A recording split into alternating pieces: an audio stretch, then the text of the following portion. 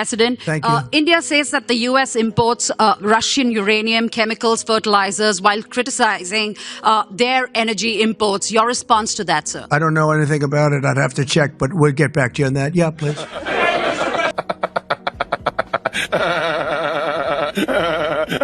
चल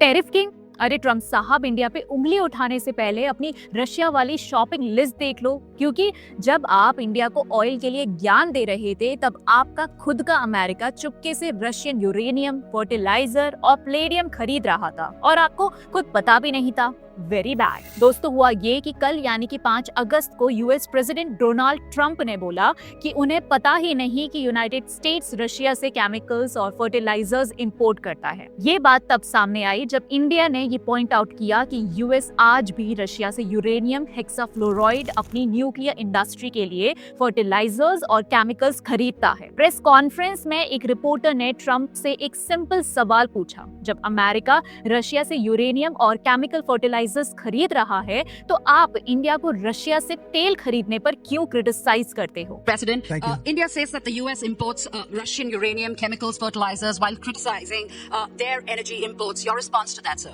I don't know anything about it. I'd have to check, but we'll get back to you on that. Yeah, please. और इस पर Trump ने सीधा बोला, मुझे कुछ नहीं पता, मुझे चेक करना पड़ेगा। I don't know anything about it. I'd have to check, but we'll get back to you on that. Yeah, please. मतलब दोस्तों, सवाल का सीधा मतलब ये था कि जब आपका अपना देश रशिया से सामान ले रहा है तो आप दूसरे देश को क्यों लेक्चर दे रहे हो? और जब ये फैक्ट सामने रखा गया तो ट्रंप ने बस पता नहीं बोल के बात खत्म कर दी। अब सोचो, ये बात कोई गली के गॉसिप का मामला नहीं, ये यूएस के ऑफिशियल ट्रेड रिकॉर्ड्स में लिखा हुआ फैक्ट है। और अगर अमेरिका का प्रेसिडेंट होकर आपको अपने देश का ट्रेड रूट भी नहीं पता तो या तो आप सच छुपा रहे हो या फिर आप अपनी कुर्सी पर सिर्फ फोटो खिंचवाने के लिए बैठे हो। दोस्तों, मिस्टर ट्रंप से ये सवाल इसलिए पूछा गया क्योंकि पिछले कुछ महीनों से ट्रंप लगातार इंडिया पर इल्जाम लगा रहे हैं कि हम रशिया से तेल खरीद के उसकी वॉर मशीन को फंड कर रहे हैं। साथ ही धमकी देते हैं कि अगर इंडिया ने मॉस्को से एनर्जी टाइज कम नहीं किए तो यूएस इंडियन गुड्स पर बड़े टैरिफ्स लगाएगा। लेकिन जब बात उनके अपने देश के रशिया ट्रेड पर आई तो बस मुझे नहीं पता बोल के निकल गए। और ये सच कोई क्लासिफाइड फाइल में नहीं है, सीधा यूएस ट्रेड रिकॉर्ड्स में लिखा है। जनवरी से मई 2025 के बीच अमेरिका के रशिया से इंपोर्ट्स 23% बढ़ गए। सिर्फ 2024 में ही यूएस ने रशिया से खरीदा $1.27 बिलियन का फर्टिलाइजर्स, $624 मिलियन का यूरेनियम, $878 मिलियन का प्लेडियम। तो जब ट्रंप इंडिया को मोरल लेक्चर देते हैं, असल में उनका अपना देश रशिया से बिजनेस और ज्यादा बढ़ा रहा है। फर्क बस इतना है कि हम अपने इकोनॉमिक और सिक्योरिटी रीजंस खुलेआम बताते हैं और वो इग्नोरेंस का ड्रामा करते हैं। चलिए अब ट्रंप का एक और फैक्ट चेक करते हैं, इस बार उनके फेवरेट झूठे लेबल पर, टेरिफ किंग। ट्रंप बार बार धमकी देते हैं कि अगर इंडिया ने रशिया से अपने एनर्जी टाइज कम नहीं किए तो वो इंडियन गुड्स पर बड़े टेरिफ्स लगाएंगे और ऊपर से इंडिया को टैग भी दे दिया है कहकर कि हम टेरिफ किंग हैं। चलो अब असली फिगर्स देखते हैं। सच ये है कि इंडिया का ट्रेड वेट एवरेज टैरिफ सिर्फ 4.6% है। हाँ, सिर्फ 4.6%। और ये यूरोपियन यूनियन, वियतनाम, इंडोनेशिया और बांग्लादेश से भी कम है। 1990 में ये 56% था और आज हम दुनिया में टैरिफ रेट्स के मामले में 64th रैंक पर हैं। मतलब 35 इयर्स में इंडिया ने अपने टैरिफ्स इतने कम कर दिए कि हम अब क्लोज्ड मार्केट की कैटेगरी में आते ही नहीं।